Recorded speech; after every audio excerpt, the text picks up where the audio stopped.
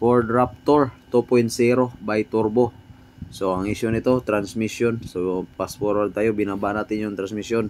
So balihin natin to sa dalawa. Ito yung 4x4 nya. So yan. So ito yung re-repair natin. So bali overhaulin natin to.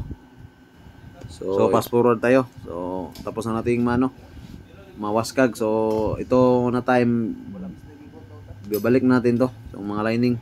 So pinalitan natin ng mga lining. So may rebuilding kit kasi tayo. So basta mga 10R80 transmission, mag-rebuild tayo, automatic may rebuilding kit talaga. So yan, inasimbol na natin yan. So ganyan lang na pagkasimbol, parang lining lang ng motor. So kung paano nyo tinanggal, ganun ninyo balik para hindi kayo malito ba. So ito first time ko tong nag-assemble na yung ako yung nag-assemble ba. So dati na nanood lang ako. So ngayon ako na yung nag-assemble. So titingnan natin kung magiging success ba to. So yan. So may mga kasamahan tayo na tumitingin din. Baka magkamali tayo dito. Ayan, so hugasan natin yan ng gasolina bago natin itaod-taod para walang walang hugaw-hugaw. Ayan. So may mga talaga dito, may mga kasamahan tayo na tumutulong kasi hindi pa natin masyadong kabisado to. So kailangan pa natin ng yung malilibog tayo, tatawag tayo kay busing match. Kung mayroon tayong malilibog tayo konti. So medyo hingi tayo ng tulong.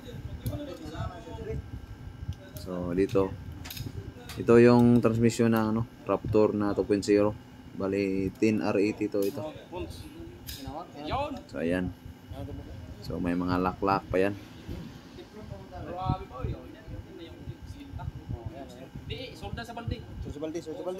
So overtime kami dito.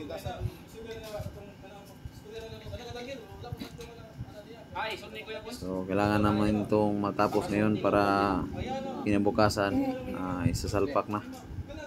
So yan, ganyan lang, hugasan lang ng kunti. Tapos salpak-salpak na yung So dito ini-align natin yung mga lining. So marami kasi itong mga lining. May maliit, may malaki, manipis, may makapal. So ayan, kailangan natin yung double check. So shout out sa mga kasamahan ko, si Daniel Do, tsaka si Kini, tsaka sa mga iba. Shout out din sa mga kasamahan natin sa Lopisaina, sila Boss Angelo, yan ang Bohol. Sila busing natin, si Mats Mechanic. And shout out din kay Chief natin, Chief Richard. So siya yung natin dito, siya yung mentor natin. Siya yung pinaka-chief natin dito. So siya yung nag-control ng mga lahat ng trabaho. So ayan. So tuyok lang ng konti. So medyo ginabi na kami dito ang pag-simbol. So medyo sinigurado talaga namin.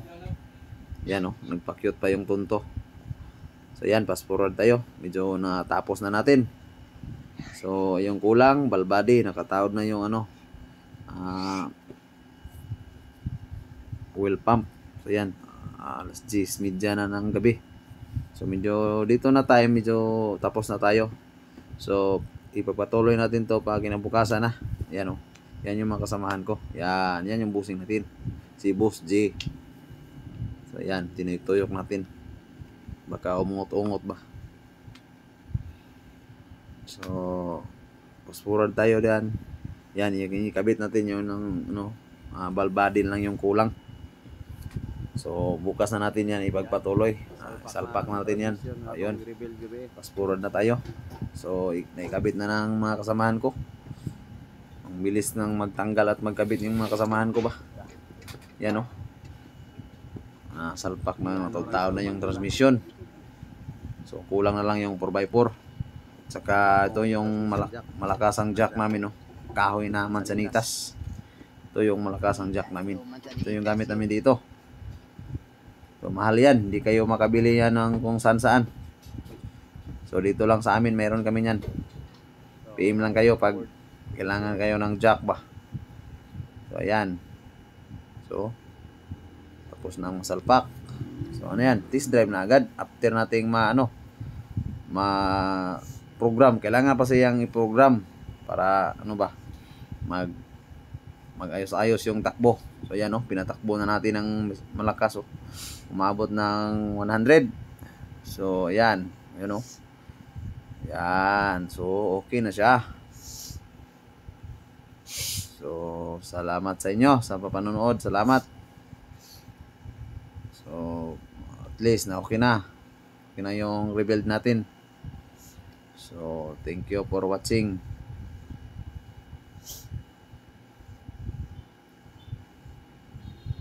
Yan. God bless.